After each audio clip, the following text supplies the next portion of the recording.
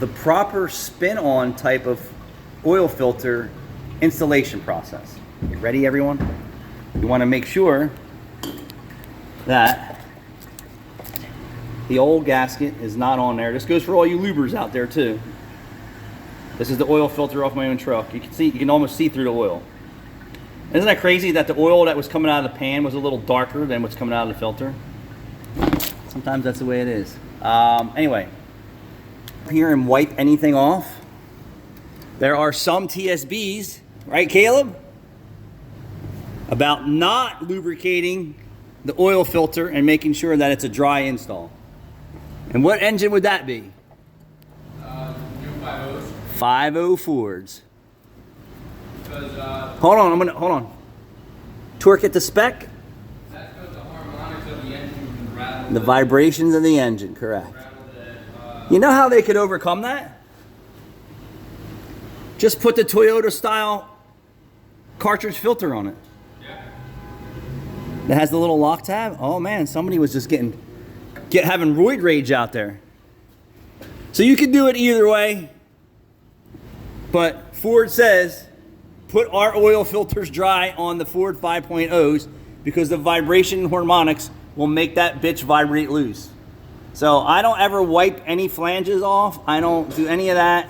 And we never have any issues. And you see me do it right on my own truck. And you notice that there is no oil leaks. The oil filter that I took off, ready? I'm going to show you again. Sorry, stay with me. See that the oil filter never leaked? And then I never have a leak from my drain plugs. And we always use a sealer on the threads. Always, never a leak. Never. We got some leak from the oil cooler lines, but I'm gonna get to that. Hold on, I'll be back for that. Just give me an estimate for those oil cooler lines and I'll be back for that. Be back, boss. I'll be back. I'll be back after Christmas. I'll be back after I win the lottery. On YouTube that I watched, this was a couple years ago, his girlfriend was tracking his Ford Mustang, his GT350, so it has a 5.2 Voodoo motor. Yeah. We're not going to be able to do any more oil changes in this really until we get this bucket. I'm listening. And she loses oil pressure and she doesn't realize the oil pressure out of use. So it's pumping oil, catches fire under the hood. So then he rebuilt the car and he put a inline 6 power engine in it. And it's rowdy now. It makes like over 1,000 horsepower. Yeah. Why is this Mazda here? This guy actually repairs and maintenances his vehicle. And he drives the shit out of it. He's here today requesting replace the rear brake pads and rotors, do a tune-up. We've already done all the fluid services. This guy wants this car to last. Doing an oil change too. Yeah. This guy gets an oil change about every month. And a Mazda. Yeah. And he's doing 5,000 miles in that month or so. Yeah, full synthetic. He's not running the oil over. No, 5,000 miles.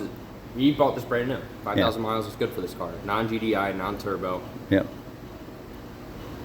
I say no longer than 5. No, 5 is definitely the I mean, ceiling. if you're pushing things, I say if you got enough money, you can press hard as much as you want at the roulette table. Mm-hmm. But if you don't have any money and it's not dripping out of your pockets, you need to take caution. Yep. No, he puts a lot of miles on this thing. Dripping money. Or I think with 70 or 80. He's in the 70s. Yeah. I don't even want to change my washer fluid pump. You know why? Does anyone know why I don't want to change my washer fluid pump?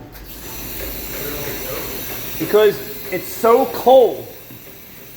The methanol that's in, excuse me, the washer fluid, because you're not going to get it all out. It's so cold. It's even cold on a hot day. And it's even colder on a colder day, but it doesn't freeze.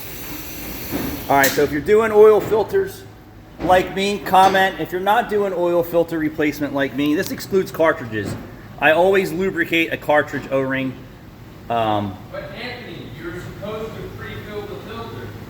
The only car that I pre-fill a filter on is a large diesel or a large capacity or my race car. Other than that, we don't pre-fill nothing.